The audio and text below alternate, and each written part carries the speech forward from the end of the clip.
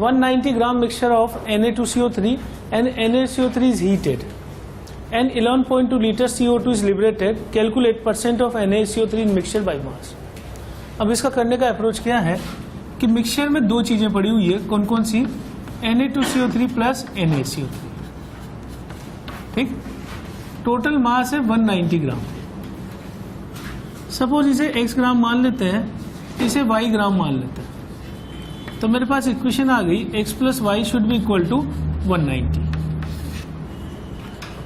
हमसे पूछा क्या है, what is % of sodium bicarbonate in mixture by mass. तो % ऑफ NaCO3 क्या होगा, इज इक्वल टू y माना है मैंने, y अपॉन 190 इंटू 100, सही है। अब हम यहाँ एक काम करेंगे, दोनों के मोल निकाल लेते हैं। Na2CO3 के मोल कितने होंगे, x अपॉन 106, और मोल NaCO3 के कितने होंगे, y अपॉन 84। अब हम दोनों को हीट अप कर रहे हैं, तो इसको हीट करने पर नो इफेक्ट, ये मैंने नोट्स में लिखा दिया। सोडियम कार्बोनेट पे कोई इफेक्ट, थर्मली स्टेबल माना जाता है सोडियम कार्बोनेट, गर्म करने पे कोई इफेक्ट नहीं होता है, ठीक। अगर हम इसको गर्म करें तो इससे CO2 लिबरेट होती है प्लस वाटर लिबरेट होता है, ठीक है। अब अगर मैं रिएक्शन लिखूं सबसे पहले, अच्छा गिवन एक और चीज है, 11.2 लीटर CO2 इज लिबरेटेड, तो कितने मोल CO2 लिबरेट हुई है, mole CO2 is equal to 11.2 divided by STP दिया जाना चाहिए क्वेश्चन में, वरना तो क्वेश्चन में जो है मल्टीपल आंसर हो जाएंगे। 8.2 लीटर CO2 8 STP ये दिया जाना चाहिए ना, अदरवाइज क्या होगा कि वॉल्यूम दिया हुआ है, सीधा मोल में कन्वर्ट नहीं कर सकता मैं, ठीक है ना, वरना PV इजिकल टू NRT का यूज करना पड़ेगा। तो 11.2 अपॉन 22.4, तो ये कितना मोल हो गया, हाफ मोल। अब हाफ मोल किससे जनरेट हुई है, NaCO3 को गर्म करने से।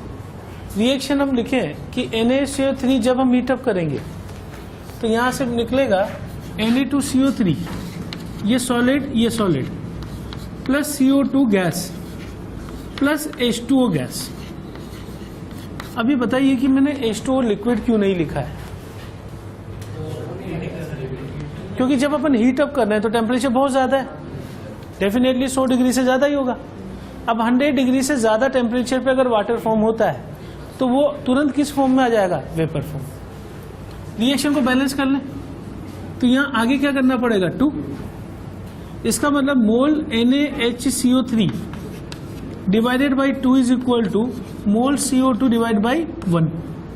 CO2 के मोल गिवन है क्वेश्चन में हाफ, तो मोल NaCO3 कितना आ जाएगा, इज इक्वल टू 1 मोल, और 1 मोल का मतलब ये हमें कितना निकाला था हमने, इज इक्वल टू मोल इसके माने थे y अपॉन 84, तो y इज इक्वल टू 84 ग्राम, और इस 84 ग्राम को हम यहाँ रखकर क्या निकाल लेंगे, % ऑफ NaCO। कितना आंसर आया है, 210%, ठीक, नोट कीजिए। कितने लोगों का इस क्वेश्चन में बोला गया है, a mixture contains 1 mole each of Na2CO3 and NaCO3, if this mixture is heated calculate mass % of residual. तो अगर मैं Na2CO3 को गर्म करूं तो देयर इज नो इफेक्ट, ठीक। तो ये हमारे पास कितना है, 1 मोल, इसका मतलब कितना पड़ा हुआ है, ये 106 ग्राम, ये ऐसा कैसा पड़ा हुआ है, ठीक। अच्छा हमने शुरू में कितना लिया था, T इज इक्वल टू 0 पर, मेरे पास था NaHCO3 और कितना था, 1 मोल, तो 1 मोल का मतलब ही कितना ग्राम हुआ, 84 ग्राम। तो आप बताइए इनिशियल टोटल मास कितना होगा, initial total mass is equal to 190 gram, ये सैंपल का टोटल मास है इनिशियली। अब मुझसे पूछ रहा है कि what is % of residue left. इसको गर्म करेंगे हम तो कोई इफेक्ट नहीं है, लेकिन अगर मैं NaCO3 को गर्म करूंगा तो इसके 2 मोल से हमें मिलेगा Na2CO3 जो कि सॉलिड से सॉलिड में चेंज हुआ, साथ में CO2 और साथ में वाटर, ये ऊपर चले जाएंगे गैस फॉर्म के होने की वजह से। तो जो लॉस होगा ये लॉस किसकी वजह से? Loss is due to CO2 and water. सही बात है। स्टोइकोमेट्री के हिसाब से इसके 2 मोल से कितना लॉस होगा? 1 ठीक। तो मोल CO2 लॉस्ट बताइए कितना होगा? क्योंकि मेरे पास ये 1 मोल है तो 1 से निकालना है ना मुझे, मैं सीधा यूनिटरी मेथड लगा रहा हूं। तो मास मोल ऑफ वाटर लॉस्ट 1/2 मोल, कितना ग्राम हो गया? 22 ग्राम। सही है। और मोल वाटर लॉस्ट बताइए, आधा मोल होगा, आधा मोल यानी कितना ग्राम हो गया? 9 ग्राम। तो टोटल लॉस बताइए कितना होगा? टोटल लॉस 22 + 9 31 ग्राम। ये बाहर निकल गया किसकी वजह से? CO2 और वाटर की वजह से। तो परसेंट रेजिड्यू, रेजिड्यू मतलब बचा हुआ, percent residue is equal to total कितना लिया था? 190 - 31 बचा हुआ अपॉन 190 शुरू में इंटू 100। ये कितना आ जाएगा? 83.68। बात समझ में आ गई? ठीक है ना। तो लैंग्वेज का ही अंतर है, बस क्वेश्चन वो का वही है। ठीक। Law of conservation of mass, ये सभी को पता है, सबसे सिंपल लॉ है। Law of conservation of mass क्या बोलता है कि total mass of reactant consumed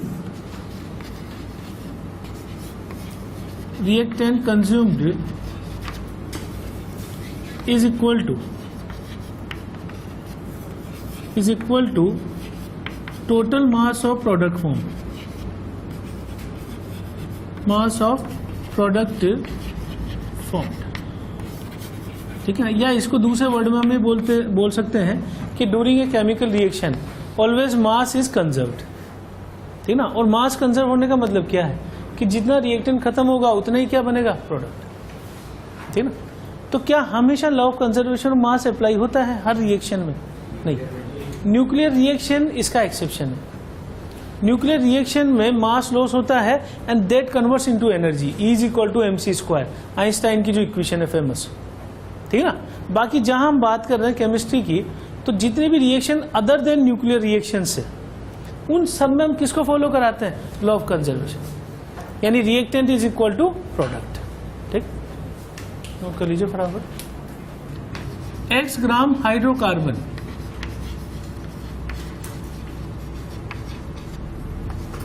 gives Y gram H2O, Y gram CO2 and Z gram H2O। ठीक है। After complete combustion,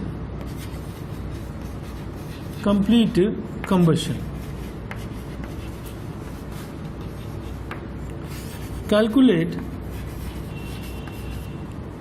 moles of oxygen used in reaction।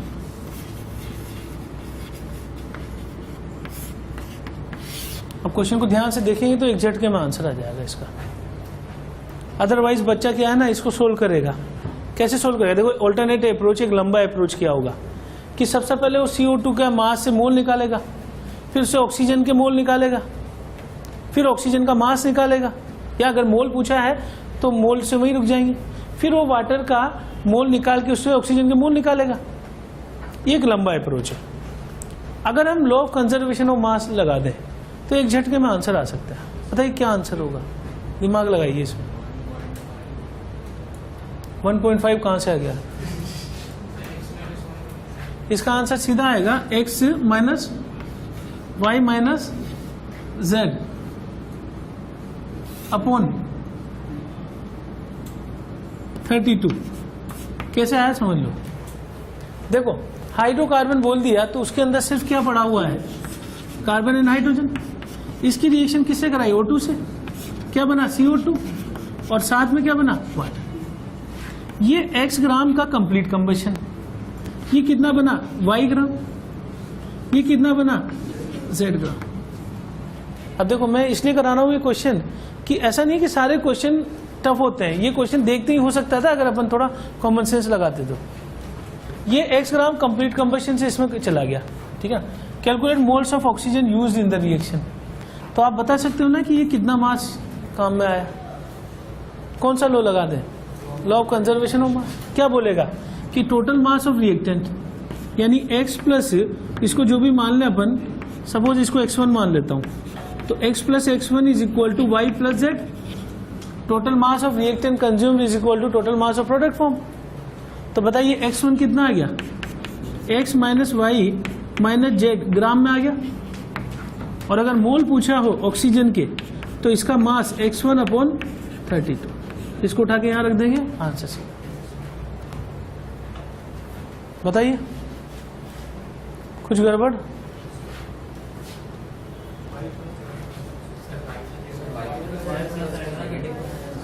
Y अच्छा sorry मैं उल्टा बोल गया, यहां पे क्या होगा x1 is equal to Y plus Z minus X, ठीक है ना। तो y plus Z minus X equation अपन ने यहाँ से सोल्व की, तो y plus Z minus X, ठीक। नोट कर लो अपना। Law of constant proportion,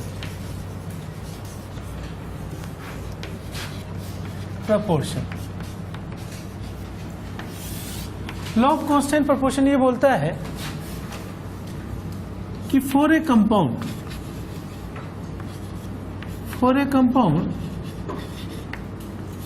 ratio of mass of different element present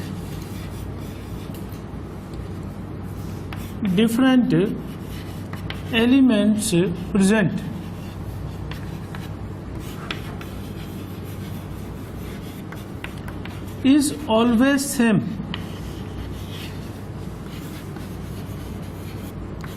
irrespective of source from which it is taken। समझाता हूं मैं इसको कि क्या बोल रहा है। CO2 बनाने के बहुत सारे तरीके हैं, जिनमें से पहला तरीका मैंने बोला कि कार्बन एंड ऑक्सीजन की रिएक्शन हो गई। CO2 जब ये बना तो इसके 1 मोल में अगर मैं स्टडी करूं तो कार्बन कितना मोल होगा 1 मोल और ऑक्सीजन कितना होगा 2 मोल। इसका मतलब कार्बन के 12 ग्राम और ऑक्सीजन के कितना होंगे 32 ग्राम। तो रेशियो क्या होगा 12:32। अगर मान लो मैं कैल्शियम कार्बोनेट को गर्म कर दूं तो मुझे क्या मिलेगा CaO प्लस CO2। सोर्स बदल गया, लेकिन सोर्स बदलने के बावजूद भी अगर इसके 1 मोल को मैं स्टडी करूंगा तो कार्बन और ऑक्सीजन का रेशियो अभी भी कितना होगा 12:30। कहने का मतलब क्या है कि वाटर को हम किसी भी सोर्स से अचीव करें, ठीक है, हमेशा वाटर में जो हाइड्रोजन और ऑक्सीजन का रेशियो होगा या मोल्स का भी रेशियो होगा वो हमेशा क्या रहेगा कांस्टेंट। इसलिए रूल का नाम क्या है law of constant proportion. Very simple, बात समझ आ गई है। यानी कोई भी कंपाउंड है उसको हम किसी भी सोर्स से अचीव करेंगे तो भी उसमें रेशियो क्या रहेगा हमेशा कांस्टेंट। नोट कर लो फटाफट। If 2 or more element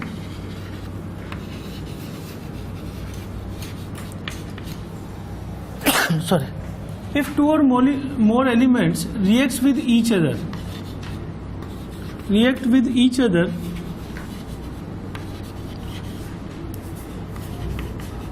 to form multiple product,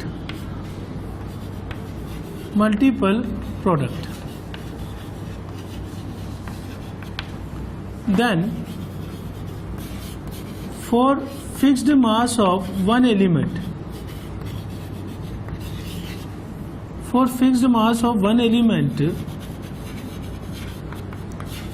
ratio of mass of other element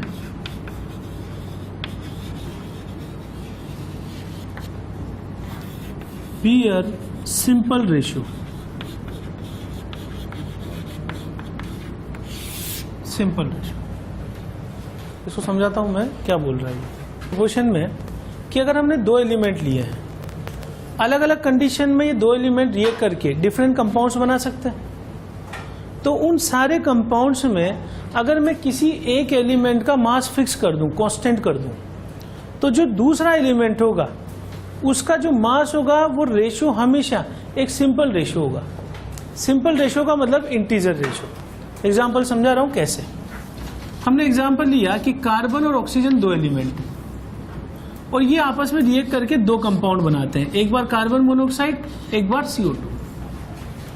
ठीक, CO में अगर मैं स्टडी करूं मोल का, तो CO में 1 मोल कार्बन होगा और साथ में 1 मोल क्या होगा, ऑक्सीजन। यानी कि अगर 12 ग्राम कार्बन है तो साथ में 16 ग्राम क्या होगा, ऑक्सीजन। CO2 को स्टडी करूं तो 1 मोल कार्बन प्लस 2 मोल इसमें क्या होगा, ऑक्सीजन। इसका मतलब 12 ग्राम कार्बन के साथ 32 ग्राम क्या होगा, ऑक्सीजन। तो ये बोलता है कि अगर मैं कार्बन फिक्स कर दूं दोनों जगह, मैंने किसको फिक्स कर दिया, कार्बन फिक्स्ड, तो कार्बन के फिक्स्ड मास के लिए ऑक्सीजन का जो मास रेशियो होगा वो कितना होगा, 16:32। यानी हमेशा किस रेशियो में रिएक्ट करेंगे, 1, किस सिंपल रेशियो कहलाएगा। मतलब ऐसा नहीं होगा 1:1.5 आ गया या 1.3 आ गया, हमेशा किस में होगा, कंप्लीट नंबर। अब इसको थोड़ा सिंप्लीफाई कर लेते हैं। अगर मैंने बोला है कि CO और CO2 रिएक्ट करना, तो इसके एक एटम के साथ ये मिनिमम कितना एटम होगा, 1 एटम, और इसके एक एटम के साथ ये मिनिमम कितना होगा, 2 एटम। तो अगर मैं एक एटम दोनों का ले लूं कार्बन का, तो ऑक्सीजन के एटम्स का रेशियो क्या होगा, हमेशा 1:2 होगा ना इंटीजर में। ये क्या कभी 1:1.3 हो सकता है, नहीं हो सकता, क्योंकि मैं ऑक्सीजन का 1.3 मोल थोड़े रिएक्ट करवा सकता हूं इसके साथ। तो ये चीज हम यहीं से बता सकते हैं, या तो मैं एटम से समझ लूं या मोल से समझ लूं। कैसे, इसका 1 मोल इसके 1 मोल से रिएक्ट करेगा, इसका 1 मोल इसके 2 मोल से रिएक्ट करेगा। अगर मैं 1 मोल दोनों का फिक्स कर दूं तो ऑक्सीजन का मोल रेशियो क्या होगा, 1:2। वही चीज यहां से आ रही है ना। तो चाहे मोल रेशियो बोलो, चाहे एटॉमिक रेशियो बोलो, चाहे मास रेशियो बोलो, वो रेशियो हमेशा क्या होता है, इंटीजर। ठीक, एक इजी सेक्शन पढ़ रहे हैं अभी अपन, इतना पैनिक होने की जरूरत नहीं है। एग्जाम्पल, सल्फर और ऑक्सीजन की रिएक्शन करवाई, दो कंपाउंड है, एक तो SO2, एक SO3। अब मैं सीधा सिंपल तरीके से बोल दूं इसे, इसका रेशियो एलिमेंट का क्या होगा, मोल रेशियो 1:2, इसका क्या होगा 1:3। तो अगर सल्फर का 1 मोल फिक्स कर दूं मैं कांस्टेंट अमाउंट, तो ऑक्सीजन का रेशियो क्या होगा 2:3 होने का मतलब सिंपल रेशियो। यानी दोनों नंबर किस में होने चाहिए, इंटीजर में, कंप्लीट नंबर। तो उस रेशियो को हम क्या बोलेंगे, सिंपल रेशियो। ठीक है, तो मल्टीपल प्रोपोर्शन में दो एलिमेंट के बारे में बात होगी। ठीक, नोट कर लीजिए क्या बोला जा रहा है। When 2 element A and B, ये बोल रहा है कि 2 element A and B reacts with third element C,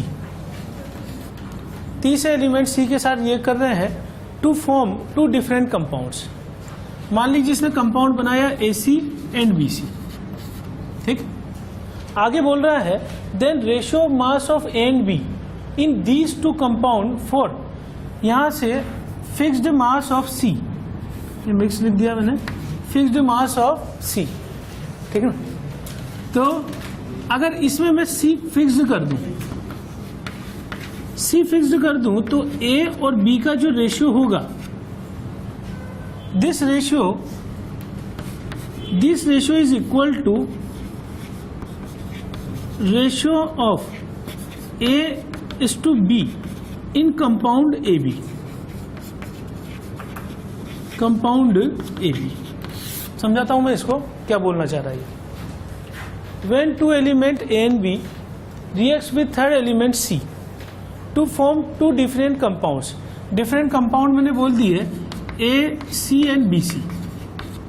ठीक, then ratio mass of A and B in these 2 compound for fixed mass of C को कांस्टेंट कर दिया, सी दोनों में कांस्टेंट कर दूं तो इन दोनों कंपाउंड में जो ए और बी का रेशियो होगा, दैट रेशियो इज सेम और integer multiple of ratio of A and B when they directly react with each other. यानी अगर ए और बी को सीधा रिएक्ट करा दें तो कंपाउंड क्या बनेगा, ए बी। ए बी में जो रेशियो आएगा ए और बी का, this ratio is either same to this ratio और it is integer multiple of this ratio. Integer multiple का क्या मतलब है कि अगर यहाँ रेशियो 1 आ गया, यहाँ 2 आ जाए, तो अगर उसके कंप्लीट नंबर का मल्टीपल हो तो उसको भी हम इस रेसिप्रोकल प्रोपोर्शन का पार्ट मानेंगे। एग्जाम्पल से समझते हैं कैसे। मैंने एग्जाम्पल लिया हाइड्रोजन एंड ऑक्सीजन, दो एलिमेंट है, ये रिएक्ट कर रहे हैं किसके साथ, सपोज करो ये रिएक्ट करते हैं कार्बन के साथ। ठीक, तो इनकी रिएक्शन से मैंने दो एलिमेंट बनाए, कंपाउंड बनाए, CH4 और CO। अब इसमें रेशियो क्या होगा, 12 gram carbon reacts with 4 gram hydrogen और इसमें 12 ग्राम रिएक्ट्स विद 32 ग्राम ऑक्सीजन। ये कार्बन, ये ऑक्सीजन, ये कार्बन, ये हाइड्रोजन। तो अगर मैं 12 ग्राम कार्बन फिक्स कर दूं तो इसमें हाइड्रोजन और ऑक्सीजन का रेशियो क्या होगा, 4:32। कितना रेशियो आएगा, 1:8। अगर मान लो मैं हाइड्रोजन और ऑक्सीजन की सीधी रिएक्शन करा दूं तो कंपाउंड क्या बनाया मैंने, H2। इसमें हाइड्रोजन और ऑक्सीजन का रेशियो, अब इसमें मैं कह सकता हूं कि 2 ग्राम कितने से रिएक्ट करेगा, 16 ग्राम से, तो ये रेशियो क्या हो जाएगा, 1:8। इसका मतलब these two ratio are same, या तो सेम होना चाहिए या फिर क्या होना चाहिए, इंटीजर मल्टीपल। तो फिर ये किसको होल्ड करेंगे, रेसिप्रोकल प्रोपोर्शन। एक बार और समझ लो इस बात को, ठीक है ना, थोड़ा सा कॉम्प्लिकेटेड है। हमने कोई रैंडमली दो एलिमेंट लिए, अगर ये दो एलिमेंट आपस में रिएक्ट करके दो डिफरेंट कंपाउंड बनाते हो तब तो वो कौन से लॉ में चला जाएगा, मल्टीपल प्रोपोर्शन। सल्फर और ऑक्सीजन रिएक्ट करके SO2 और SO3 बना रहे थे, तो for a fixed mass of sulphur oxygen का रेशियो इंटीजर मल्टीपल होगा, सिंपल रेशियो होगा, वो मल्टीपल चला गया। लेकिन अगर दो एलिमेंट रिएक्ट कर रहे हैं किसी तीसरे एलिमेंट के साथ और वहां से दो कंपाउंड बना रहे हैं, CH4 CO2, मैं कार्बन का मास दोनों में फिक्स कर दूं, कितना कितना, 12 ग्राम 12 ग्राम। तो ratio of hydrogen in these two compound, hydrogen and oxygen, ये रेशियो क्या होगा, 4:32 यानी 1:8। बाई मास ले रहा हूं मैं इसे, ठीक। अब ये रेशियो इसके सेम रेशियो के बराबर होना चाहिए जब ये आपस में रिएक्ट करते हो। आपस में रिएक्ट करने से क्या बनाया मैंने, कंपाउंड H2। H2O में स्टडी करोगे आप तो 2 मोल हाइड्रोजन होगा और साथ में 1 मोल क्या होगा, ऑक्सीजन। 2 मोल हाइड्रोजन यानी 2 ग्राम और 1 मोल ऑक्सीजन यानी 16। तो रेशियो 2:16 यानी 1:8। तो ये दोनों रेशियो या तो सेम होंगे या फिर इनके मल्टीपल में होगा। ये रेशियो 2 आ जाए तो ये कितना आएगा, 4। तो 2 और 4 भी क्या होंगे, मल्टीपल में, ठीक है ना। तो रेसिप्रोकल प्रोपोर्शन में 2 एलिमेंट और तीसरा एलिमेंट इन्वॉल्व है, मल्टीपल प्रोपोर्शन में केवल 2 एलिमेंट इन्वॉल्व है और कांस्टेंट प्रोपोर्शन में केवल एक कंपाउंड इन्वॉल्व है ना। तो ये लॉज अपन खत्म कर रहे हैं।